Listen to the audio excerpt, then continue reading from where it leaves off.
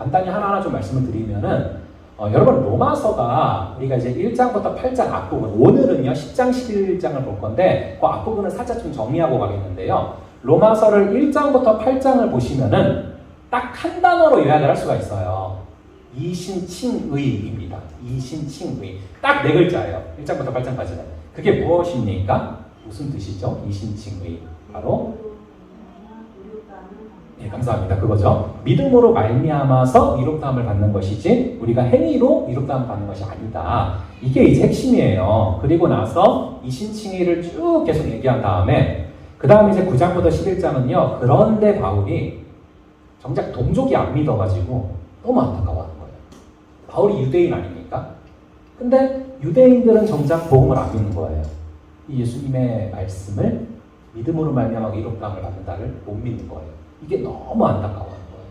그래서 이제 9장에서 조상들이 유대인 아니냐, 그런데 어떻게 예수님을 믿지 못하냐 이 얘기를 하고요. 오늘 우리가 10장을 볼 건데 신기하게도 비슷한 논제 얘기를 또 반복을 해요. 10장에서 9장에서 했던 얘기를 또 반복을 합니다. 그래서 제가 하나 좀 써놓고 들어가는 게요. 여러분, 진리는 진리입니다.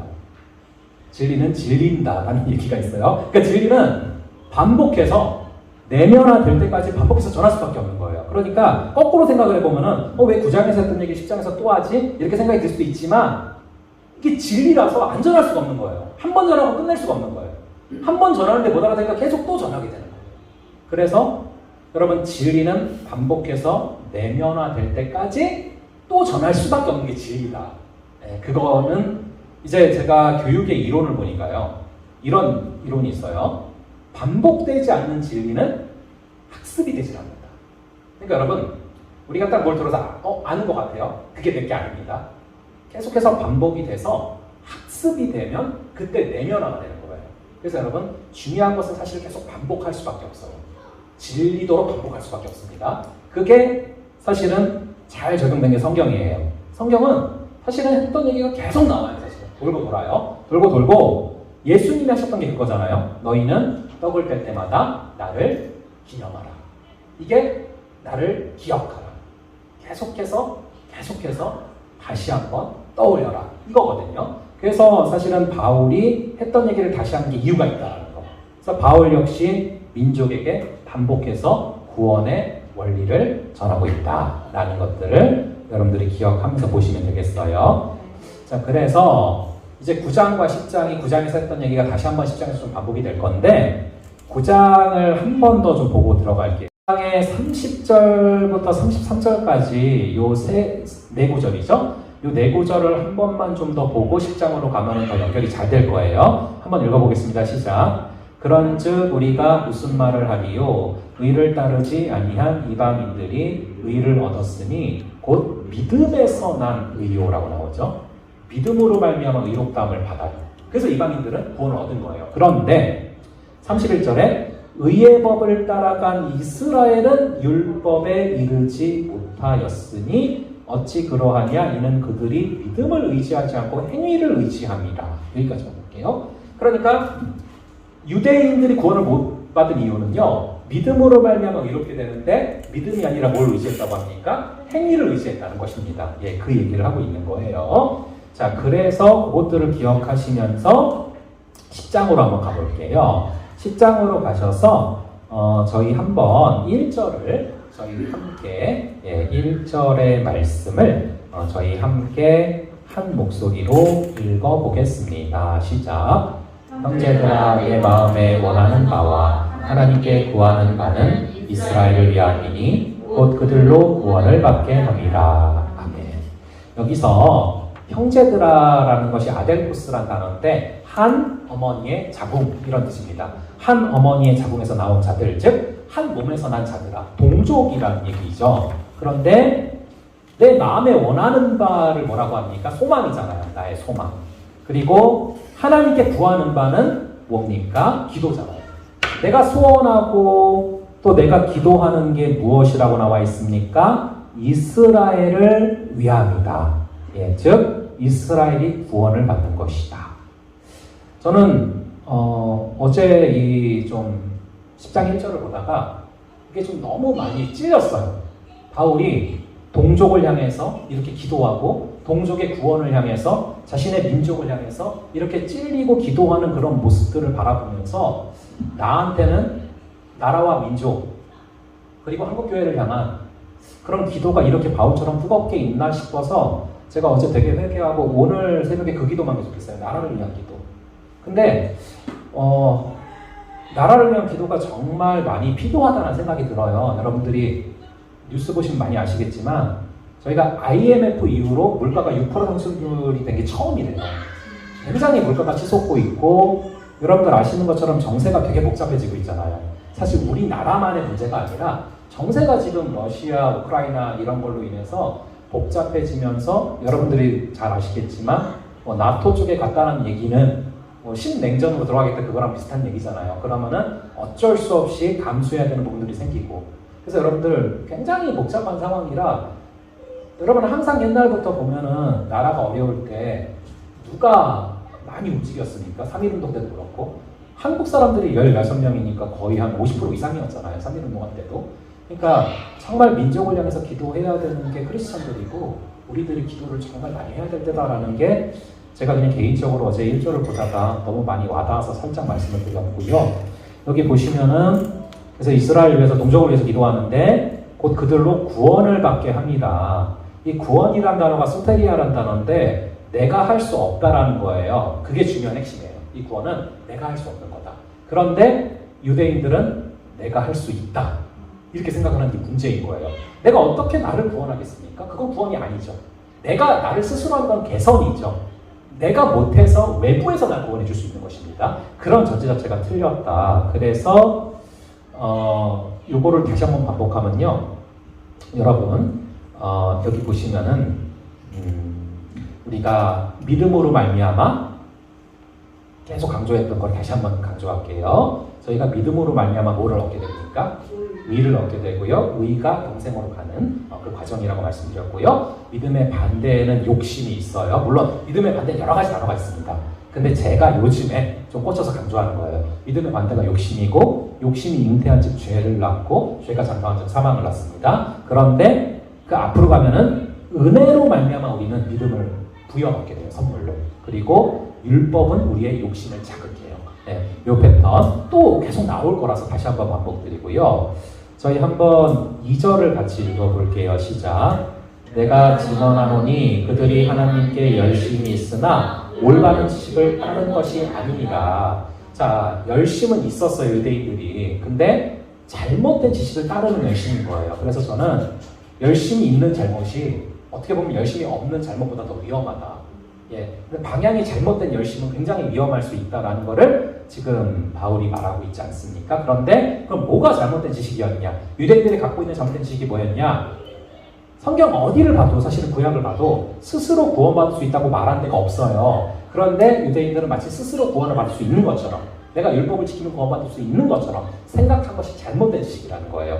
그래서 이제 올바른 지식을 따른 것이 아니라라는 게 그 얘기인 거예요. 그래서 여기 보시면 여러분 하나님께 열심이 있다라고 나와 있죠. 하나님께 열심이 있는 것 그리고 하나님의 열심을 품는 게 좀 달라요. 다시 한번 말씀드립니다. 여기 단어를 보시면은 하나님께 열심이 있는 것이라고 나오잖아요. 하나님께 열심이 있는 것. 근데 이거랑 하나님의 열심을 품는 게 달라요. 왜냐하면은 이 문장의 구조를, 이 단어의 구조를 바울은 여러 군데에서 강조를 하고 있어서 제가 말씀드리는 거예요. 여기 여러분들 성경 보시면은 왜 이렇게 선이 있잖아요. 그래서 선을 하나를 지금 보던 데다 놔두시고 한번 사도행전 22장 3절을 가볼게요. 우리가 한번 지나간 건데 사도행전 22장 3절에 보시면은 똑같은 패턴의 단어가 나와서 그래요. 사도행전 22장 3절을 보시면은 여기 보면 이렇게 나오잖아요. 나는 유대인으로서 길리기아 다소에서 났고 이 성에서 자라 가말리엘의 문화에서 우리 조상들의 율법에 엄한 교훈을 받았고 오늘 너희 모든 사람처럼 하나님께 대하여 열심히 있는 자라. 아까 똑같은 단어죠. 하나님께 대해서 열심히 있는 거. 즉 바울의 옛 모습 하나님을 향한 나의 열심인 거예요. 이렇게 좀 부정적인 단어를 쓸 때 이 단어 지금 본 거 하나님께 열심히 있는 거. 근데 거꾸로 하나님의 열심은 좀 긍정적으로 쓰이거든요. 그래서 또 선을 좀 빼서 다시 고린도 후서 11장 2절로 가면요. 저희가 이제 큐티 조만간 볼 부분인데, 고린도 후서 11장 2절로 한번 가볼게요. 고린도 후서 11장 2절. 한번 11장 2절도 저희가 함께 한 목소리로 읽어보겠습니다. 시작. 내가 하나님의 열심으로 너희를 위하여 열심을 내노니 내가 너희를 정결한 처녀로 한 남편인 그리스도께 드리려고 중매함이로다. 그러나 나는 이렇게 써져 있죠. 그래서 그 구분을 제가 해놓은 거예요. 하나님께 열심히 있는 것과 하나님의 열심을 품는 게 좀 다르다라는 거. 그래서 하나님께 열심히 있는 것은 제가 CF에서 써놓은 게 그 부분이에요. 바울의 옛모습. 하나님을 향한 나의 열심인 거예요. 그러니까 하나님을 잘 모르면서 내 생각을 따라서 막 열심을 낸 거. 이게 문제가 있는 거라는 거예요. 근데 고린도서 11장 2절에도 나왔지만 하나님의 열심으로, 즉 하나님 안에 있는 그 열심을 가지고 열심을 하는 것. 그게 중요한 거라는 거예요. 하나님의 마음으로, 하나님의 열심으로 우리가 영혼들을 주님께로 이끄는 삶. 그걸 말씀드리는 겁니다. 자, 그리고 다시 돌아가서요. 오늘 본문은 로마서 10장으로 돌아가서 3절을 한번 보면요. 이렇게 나와 있어요. 하나님의 의를 모르고 자기 의를 세우려고 힘써 하나님의 의에 복종하지 아니하였느니라 라고 나오고 있는데요. 이제 현재 이런 상태라는 거예요. 그러니까 1장부터 8장까지가 하나님의 의에 대해서 강조를 했어요. 그런데 문제는 3절에 보니까 유대인의 문제가 뭐냐? 하나님의 의를 몰라요. 그리고 뭘 내세운대요? 자기의 의를 세우려고 해요. 이게 문제인 거예요. 그러니까 이게 단계가 있습니다. 어떻게 해서 하나님의 의를 추구하지 않고 자기의 의를 추구하게 되냐 하면은 1단계가 뭐예요? 하나님의 의를 모르고라고 나와 있잖아요. 그죠? 하나님의 의가 뭔지를 몰라요. 근데 모르는 거에서 끝나지 않아요. 2단계는 하나님의 의에 복종을 하지 않으려고 자기 의를 내세워요. 이렇게 나가게 되는 거예요. 그래서 결국에 하나님의 의가 없어지고 자기 의만 추구하다 끝나는 거죠. 그런데 이제 뒤에 장 보시면은 자기 의는 한계가 있는 게 내가 나의 의로 나의 열심으로 율법을 예를 들어서 999개를 다 지켰어요. 근데 아무리 내가 열심을 가지고 999개를 지켰어도 한계를 범한다. 그러면 그냥 없어지는 거예요.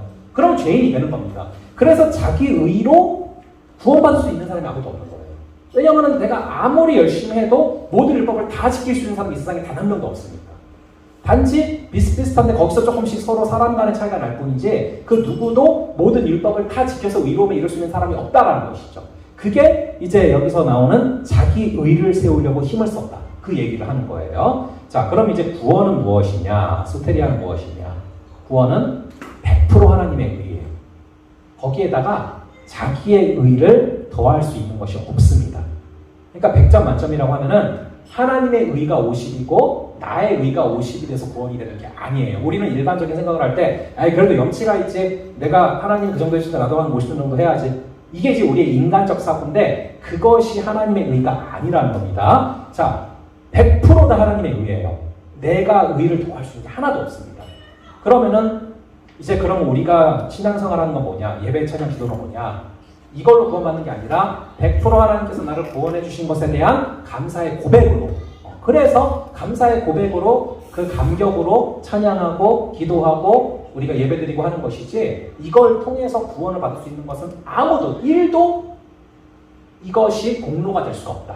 그거를 지금 바울이 얘기를 하고 있어요. 자, 그 다음에 저희 한번 그 4절을 한번 함께 읽어볼게요. 시작. 그리스도는 모든 믿는 자에게 의를 위하여 율법을 마치게 되신다. 아멘. 자, 그러면은요, 이제 제가 3절 뒤에 써놓은 교재가 그거예요.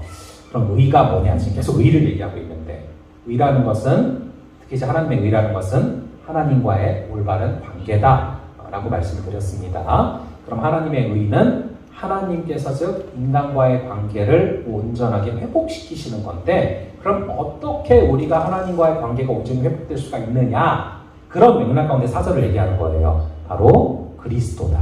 그리스도는 모든 믿는 자에게 의를 이루기 위하여 율법의 마침표가 되셨다. 즉 그리스도는 율법의 완성이다.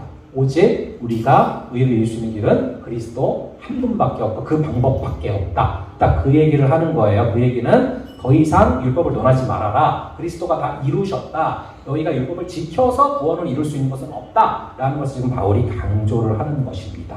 자, 그래서 우리 예수님께서 하신 거, 이 4절의 내용이 뭐냐면은 율법을 지키지 못한 인간을 대신해서 모든 율법을 다 지키셨다. 그리고 모든 사람의 죄값을 대신 받으셨다. 그래서 그것을 믿는 것을 의로 여기신다라는 거예요. 자, 그래서 여러분 우리가 착각하지 말아야 될 게 이 교재에 보시면은 4절에 이제 설명이 나온 별표 나온 부분이에요. 우리가 뭐 성경을 더 읽어서 기도를 더 오래 해서 뭐 특별한 은사가 있어서가 아니라 그리스도만이 의를 이루는 유일한 길이다. 그러니까 우리가 많이 착각을 해요. 내가 성경을 좀 더 많이 읽으면, 내가 기도를 좀 더 오래 하면은 그게 이제 내가 좀 더 의로워지는 길이 아닐까. 절대 그렇지 않습니다. 그리스도만이 유일하게 의를 이루실 수 있는 길이고, 그거에 대한 감사의 반응으로, 자발적인 반응으로 나오는 것이 우리의 말씀과 기도라는 것을 강조해서 말씀을 드립니다. 자, 그래서 그 다음에 이제 5절을 보시면은 5절을 한 번 더 저희 함께 읽어볼게요. 시작. 율법으로 말미암는 여기 보시면 율법을 하나도 빠짐없이 지킨다면 구원받을 수 있겠죠. 율법을 진짜 누군가 한 명이 하나도 어기지 않고 다 지킨다. 근데 그런 사람이 있대요, 없대요? 단 한 명도 그런 사람은 없다라는 것입니다. 그래서 오히려 반대로 믿음, 즉 날 대신 십자가에 달려 돌아가신 예수 그리스도를 믿는 믿음, 이것만이 우리를 의로 이끌어갈 수 있다. 지금 계속 그 패턴을 강조하고 있는 거고요. 자, 그 다음에 6절을 또 한번 함께 읽어볼게요. 시작. 믿음으로 말미암는 이는 네가 다시 말하되 그의 마음에 네가 하늘에 올라가겠느냐 하지 말라. 올라가겠느냐 하는 그리스도를 모셔 내리려는 것이요. 자, 이거를요 제가 조금 설명을 그래서 이 책장에 써놓은 거예요. 하나님이 아들을 세상에 보내신다는 게 말이 안 된다고 이들이 생각을 하는 거예요. 지금 그런 반문을 써놓은 겁니다. 마치 자신들이 하늘에 가서 예수님을 모시고 와야 될 것처럼 생각을 하는 거죠. 뭐 그런 얘기예요. 하나님이 구원하시려면 이 땅에 오셔야 되는데 직접 오시겠냐? 그럴 리가 없지 않냐? 그렇게 얘기를 한다라고 지금 바울이 얘기를 하는 거예요. 그래서 다시 한번 읽어보면은 이제 이렇게 나오죠. 믿음으로 말미암는 의인은 이같이 말하되 네 마음에 누가 하늘에 올라가겠느냐 하지 말아라. 그런 얘기 하지 말라는 거예요.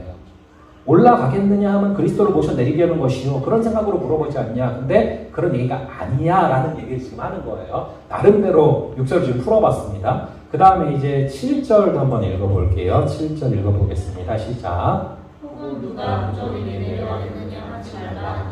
내려가겠느냐 하면 그리스도를 죽은 자 가운데서 모셔 올리려는 것이다. 여기 보시면은요.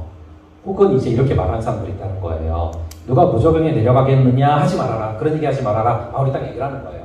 여러분 무저갱이 무엇입니까? 무저갱이 여러분들 이제 요한계시록에 보면 나오는데요.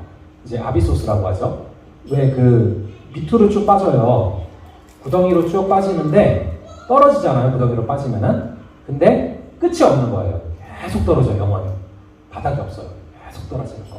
그게 이제 지옥을 그렇게 묘사하고 있거든요. 그게 이제 무저갱입니다. 자, 그래서 이제 누가 무저갱에 내려가겠느냐 하지 말아라. 그 얘기는 7절을 내가 설명해서 이제 어떤 사람들은 그래 혹시 뭐 예수님 세상에 오셨다라는 것까지 인정하는 의견들이 있다는 거예요. 그런데 부활은 할 수 없지 않냐. 그 얘기를 한다는 거예요. 이미 죽었는데 무저갱에서 어떻게 데리고 올라오냐. 안 되지 않냐. 그렇게 얘기하는 사람들이 있다라는 거예요. 예, 그래서 그런 얘기들을 하는데 예수님을 믿는 게 참 이렇게 힘들다 얘기를 하는 거예요, 지금 바울이. 유대인들이 이런 얘기하면서 저런 얘기하면서 계속 안 믿는다, 지금. 너무 안타까워하는 거예요. 바울이 안타까워하는 거예요. 그러면은 예수님을 믿는 게 그렇게 힘든 일이냐? 아니다. 8절 얘기예요. 그럼 8절을 한번 또 읽어보겠습니다. 시작. 그러면 무엇을 말하느냐? 말씀이 내게 곧 우리가 전파하는 믿음의 말씀이다. 자, 마음만 먹으면 하나님의 말씀을 사실은 여러분 듣는 것은 어렵지 않습니다. 바울 때도 그랬고 지금도 그랬고 전 세계에 말씀은 전파되고 있어요. 복음은. 문제는 그 복음의 반응을 어떻게 하느냐. 그게 중요하다라는 그런 얘기를 하는 거예요. 그 다음에 이제 9절이죠. 9절을 한번 보겠습니다. 시작. 내가 만일 내 입으로 예수를 주시하며 또 하나님께서 그를 죽은 자 가운데서 살리신 것을 내 마음에 믿으며 구원을 받으리라. 아멘. 하나님께서 보시는 게 뭐냐? 우리의 마음속에 있는 믿음을 보시고 그리고 우리 입술의 고백을 보신다 라고 나와 있어요. 마음으로 예수님을 믿고 또 입술로 예수님을 주로 고백하는 것, 그거를 하나님께서 보신다라는 거예요. 그래서 이 사도신경이 세워지게 된 어떤 기본이 되는 구절이 이겁니다. 그래서 주 325년 니케아 회의에서 신주로 채택할 개요본 근거로 시작을 했고요. 여러분들한테 좀 개인적인 적용점으로 드리는 것은 여러분들이 이렇게 전도를 개인적으로도 하시지 않습니까? 저도 또 내일 전도할 기회가 생겼어요. 제가 종종 친척형 말씀드리잖아요. 근데 그 처제네, 제가 좀 헷갈려가지고, 그러니까 친척형의 아내의 동생이 있잖아요. 아내의 동생의 남편이 있잖아요. 맞죠? 그 무슨 발음이 잠깐 기억이 안 나. 근데 그분을 처음 만나게 됐어요, 내일. 근데 이제 안 믿는 분들이니까 밤 10시 반에 만나자는 거예요. 근데 제가 고민하다가 가겠다고 했어요. 네, 가겠다고 했어요. 그 어디죠? 여기 옥정 호수공원 쪽에 있는 무슨 어떤 집이 어떤 가게인데 어쨌든 그럼 이제 전도할 기회가 생기거든요. 근데 여러분들 얼마나 더 많으시겠어요, 전도할 기회가. 근데 전도하실 때 딱 요 두 가지만 정말 외워놓고 딱 두 가지만 기억하시면 돼요. 아주 이거는 여러분들이 늘 전도하실 때 파워풀하게 먹는다는 단어는 그렇지만 활용하실 수 있는 그런 구절들인데 저희가 9절, 10절을 같이 한번 한 목소리로 읽어볼게요. 시작. 내가 만일 내 입으로 예수를 주로 시인하며 또 하나님께서 그를 죽은 자 가운데서 살리신 것을 내 마음에 믿으면 구원을 받으리라. 사람이 마음으로 믿어 의에 이르고 입으로 시인하여 구원에 이르느니라. 아멘. 이걸 좀 들고 가셔야 돼요. 그래서 입술로 예수님을 주로 시인하고 또 예수님께서 죽은 자 가운데서 살아나셨다. 하나님 그렇게 하셨다. 그걸 믿으면 되는 거예요. 이 두 가지. 마음으로 믿고 입술을 주로 시인하면은 구원에 이른다라고 성경에 써져 있어요. 그래서 여러분들이 이걸 갖고 이게 이루어진대요, 사실은. 그리고 이제 물론 절차에 따라서도 교회로 데리고 오셔야 하지만 이게 이제 기본적인 단계고 그래서 여러분들이 직접 전도에 부딪힐 때도 이 9절과 10절을 외우고 들고 다니시면 굉장히 파워풀하게 바로바로 이거를 활용하실 수 있다. 그래서 여러분들 기억하시고요. 자, 그리고 11절에 보면은 성경에 이르되 누구든지 그를 믿는 자는 부끄러움을 당하지 아니하리라 하니. 여러분 믿으십니까? 주님을 믿는 자는요 절대 부끄러움과 수치를 당하지 않게 하세요. 이걸 확신을 하셔야 돼요. 예, 그래서 그 다음에 이제 12절, 13절을 보시면요 11절, 13절은 뭐 간단한 얘기예요. 유대인이나 헬라인이나 차별이 없다. 예, 그래서 한 분이신 주께서 모든 사람의 주가 되사 그를 부르는 모든 사람에게 부요하시다. 그래서 복음에는 차별이 없다. 이방인이나 아니면 유대인이나 차별이 없다. 그 얘기고요. 자, 그 다음에 이제 14절, 15절도 좀 중요할 수 있는데요. 14절, 15절이 이제 일반적으로 사람들이 구원을 받게 되는 경로를 아주 자세하게 ABC를 써놓고 있어요. 여러분, 왜 로마서는 바울이 한 번도 가보지 않은 로마한테 쓴 편지라고 했습니다. 그렇기 때문에 고린도전서, 후서나 갈라디아서나 다른 모든 서신서나 한번 갔다 온 데다 쓴 거기 때문에 그 상황들을 고려해서 쓴 것들이 많아요. 그런데 로마서는 로마에 가보지 않은 상태에서 쓴 거기 때문에 바울이 복음의 ABC를 다 담았다. 정말 복음의 기초를 다 담아놓은 책이다. 그래서 여러분들이 사실은 로마서만 뚫어놓고 나면은 다른 서신서를 이해하기가 굉장히 쉬워집니다. 그런 차원에서 이제는 일반적으로 구원받는 사람들의 경로가 뭔지도 아주 상세하게 써놓고 있는 거예요. 그래서 여러분들이 14절과 15절 이 두 구절을 또 한번 함께 읽어보겠습니다. 시작. 그런즉 그들이 믿지 아니하는 일을 어찌 부르리요? 듣지도 못한 일을 어찌 믿으리요? 전파하는 자가 없이 어찌 들으리요? 보내심을 받지 아니하셨으면 어찌 전파하리요? 기록된 바 아름답도다 좋은 소식을 전하는 자들의 발이여 함과 같으니라. 아멘.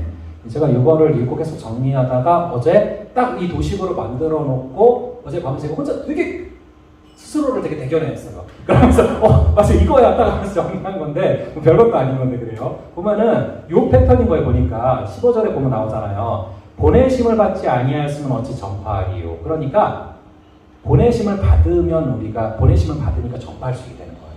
전도할 때도 여러분들이 이제 하나님께서 기가 막히게 그런 상황들을 만들어 주셔서 우리를 보내시는 거예요. 안 믿는 영혼들한테. 그래서 그렇게 보내시니까, 그래서 말하잖아요. 보내심을 받지 아니하였으면 어찌 전파하리요. 거꾸로 보내심을 받았으니까 우리가 복음을 전할 수 있는 기회가 생긴다. 그래서 보낸 다음에 전파예요.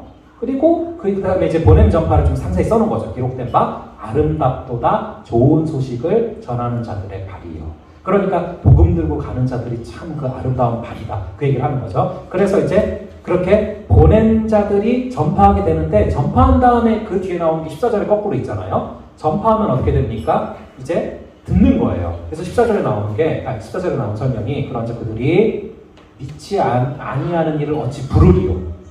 듣지도 못한 일을 어찌 믿으리요. 전파하는 자가 없는데 어찌 들으리요. 이게 거꾸로인 거죠. 그러니까 전파했으니까 어떻게 된다는 거예요? 듣는다는 거죠. 그러니까 이제 나오잖아요. 전파한 적 없이 어찌 들으리요. 거꾸로 전파하셨으니까, 보냄받고 전파했으니까 듣는다는 얘기를 하는 거예요. 그리고 들었으니까 어떻게 되는 거예요? 듣고 나니까 믿는 거죠. 그 얘기가 이제 이게 이렇게 나오잖아요. 듣지도 못한 일을 어찌 믿으리요. 그러니까 들어야 믿게 된다는 거예요. 전파하고 그럼 듣게 되죠. 누가 전파하니까 당연히 들리잖아요. 근데 들으면서 믿음이 나잖아요. 그래서 듣고 들으면서 믿음이 나고 믿어야 구원자로 부르게 된다. 그래서 이제 여기 보시면 14절에 믿지 아니하는 일을 어찌 부르리요. 그러니까 믿어야 그분을 구원자로 부를 수 있다는 거예요. 그래서 일반적으로 사람들이 전도받고 구원받는 경로가 하나님께 보냄을 받아야 돼요. 우리는. 그래야 전파할 수 있는 기회가 생기고, 우리가 전파를 할 때 누군가 안 믿는 영혼들이 듣게 되고, 들음에서 믿음이 생기고, 믿을 때 구원자로 부르게 됩니다. 이게 이제 바울이 정확하게 로마서에서 정리하고 있는 어떤 일반적으로 구원받는 자들의 경로입니다. 그거를 좀 써놨는데, 그렇다면 이스라엘은 도대체 뭐가 문제고 어느 단계에서 문제가 생긴 것인가? 그런 마음으로 쭉 뒤를 기록을 하고 있는 것이죠. 그래서 쭉 읽어보시면 되고요. 21절에 보시면 이스라엘에 대하여 이르되 순종하지 아니하고 거슬러 말하는 백성에게 내가 종일 내 손을 벌려놓으라 하였느니라. 하지만 그렇게 안 믿는데도 그 이스라엘에 대한 하나님의 마음이 어떻습니까? 아직도 사랑의 손길을 거두지 않고 계속 기다리신다. 그렇게 얘기하고 있습니다. 저희 한번 제10장. 형제들아, 내 마음에 원하는 바와 하나님께 구하는 바는 이스라엘을 위함이니 곧 그들로 구원을 받게 함이라. 내가 증언하노니 그들이 하나님께 열심히 있으나 올바른 지식을 따른 것이 아니니라. 하나님의 의를 모르고 자기 의를 세우려고 힘써 하나님의 의에 복종하지 아니하였느니라. 그리스도는 모든 믿는 자에게 의를 이루기 위하여 율법의 마침이 되시니라. 모세가 기록하되 율법으로 말미암는 의를 행하는 사람은 그 의로 살리라 하였거니와 믿음으로 말미암는 의는 이같이 말하되 내 마음에 누가 하늘에 올라가겠느냐 하지 말라 하니 올라가겠느냐 함은 그리스도를 모셔 내리려는 것이요 혹은 누가 무저갱에 내려가겠느냐 하지 말라 하니 내려가겠느냐 함은 그리스도를 죽은 자 가운데서 모셔 올리려는 것이라. 그러면 무엇을 말하느냐? 말씀이 내게 가까워 내 입에 있으며 내 마음에 있다 하였으니 곧 우리가 전파하는 믿음에 맞습니다. 내가 만일 내 입으로 예수를 주로 시인하며 또 하나님께서 그를 죽은 자 가운데서 살리신 것을 내 마음에 믿으면 구원을 받으리라. 사람이 마음으로 믿어 의에 이르고 입으로 시인하여 구원에 이르느니라. 성경에 이르되 누구든지 그를 믿는 자는 부끄러움을 당하지 아니하리라 하니 유대인이나 헬라인이나 차별이 없습니다.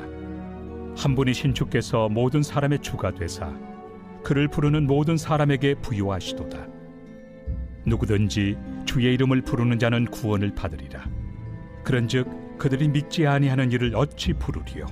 듣지도 못한 일을 어찌 믿으리요? 전파하는 자가 없이 어찌 들으리요? 보내심을 받지 아니하였으면 어찌 전파하리요? 기록된 바 아름답도다 좋은 소식을 전하는 자들의 발이여 함과 같으니라. 그러나 그들이 다 복음을 순종하지 아니하였도다. 이사야가 이르되 주여, 우리가 전한 것을 누가 믿었나이까? 그러므로 믿음은 들음에서 나며 들음은 그리스도의 말씀으로 말미암았느니라. 그러나 내가 말하노니 그들이 듣지 아니하였느냐? 그렇지 아니하니 그 소리가 온 땅에 퍼졌고 그 말씀이 땅 끝까지 이르렀도다 하였느니라. 그러나 내가 말하노니 이스라엘이 알지 못하였느냐? 먼저 모세가 이르되 내가 백성 아닌 자로서 너희를 시기하게 하며 미련한 백성으로서 너희를 노엽게 하리라. 하였고 이사야는 매우 담대하여 내가 나를 찾지 아니한 자들에게 찾은 바 되고 내게 묻지 아니한 자들에게 나타났노라.